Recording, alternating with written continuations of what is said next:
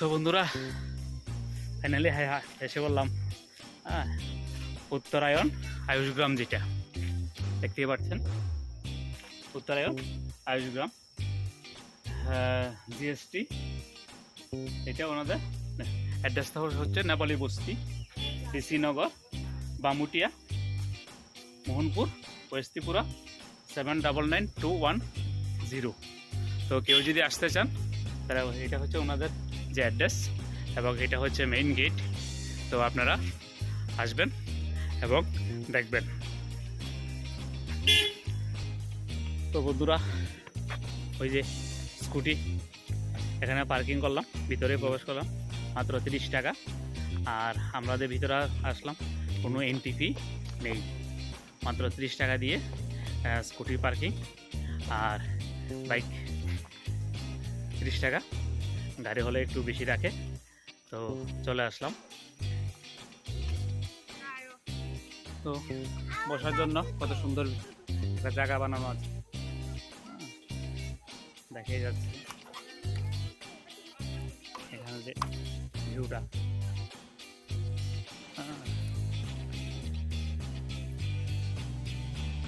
Resort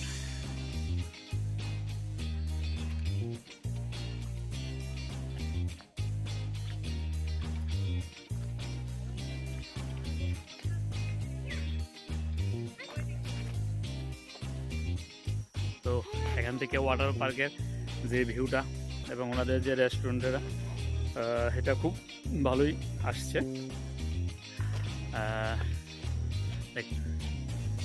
কিন্তু এখানে এটা না, ওয়াটার বলতে জলের পুকুর। কিন্তু কালারটা ভালো না পুকুরটা। এখান থেকে ভিউটা খুব সুন্দরই আসছে। তো ডিস্টেন্সটা আগরতলা শহর থেকে 20 থেকে 22 কিলোমিটার এমন হবে। তো সোজা চলে আসবেন এই জায়গাতে।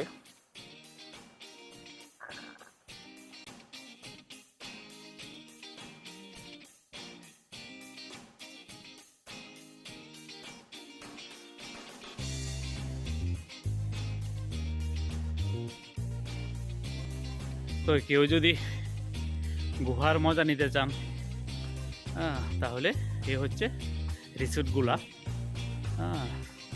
আপনার মনে হবে যে কোনো গুহার মধ্যে আপনার এই রিসোর্টগুলা বানানো, এবং খুব সুন্দরভাবে ওয়ালগুলাতে কাজ করা হয়েছে, ওগুলা দেখতেই পাচ্ছেন। তো কেউ যদি এখানে থাকতে চান, রাত্রি যাপন করতে চান, তাহলে সেই ব্যবস্থাও এখানে আছে। এই জিনিসটা আমার কাছে খুবই ভালো লেগেছে, কারণ দেখলে মনে হবে আপনি গুহার মধ্যে প্রবেশ করছেন এবং আপনার যে রুমগুলা মাটির নিচে বানানো। তো অবশ্যই আসবেন, থাকবেন, মজা নেবেন। চললাম বাঁশ বাগানের মাথার উপর চাঁদ উঠেছে, ওই মাকেও আমার সুলোক বলা কাজলা দিদি কোথায়। রাস্তা দিয়ে, মাটির রাস্তা দিয়ে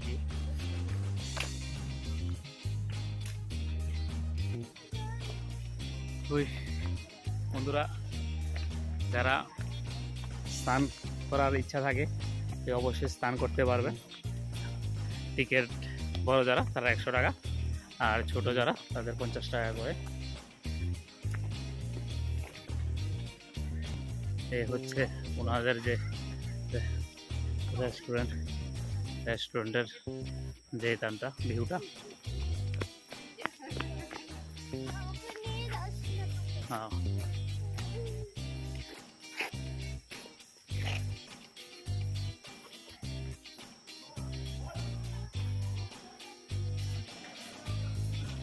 তো খুব টান করে বানানো হয়েছে এটাকে, রিসোর্টটাকে সুন্দর করে বানানো হয়েছে।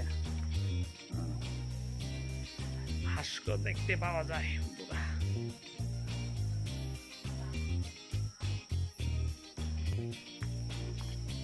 তো আমার কাছে পরিবেশটা খুবই ভালো লাগছে, আমি এনজয় করছি কীভাবে একটা রিসোর্ট তৈরি করা হয়েছে এখানে।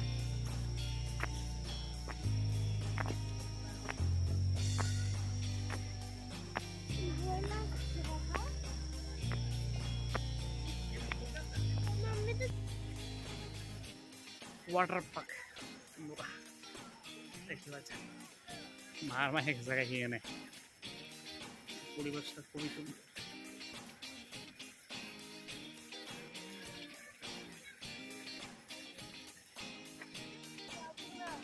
তো বন্ধুরা,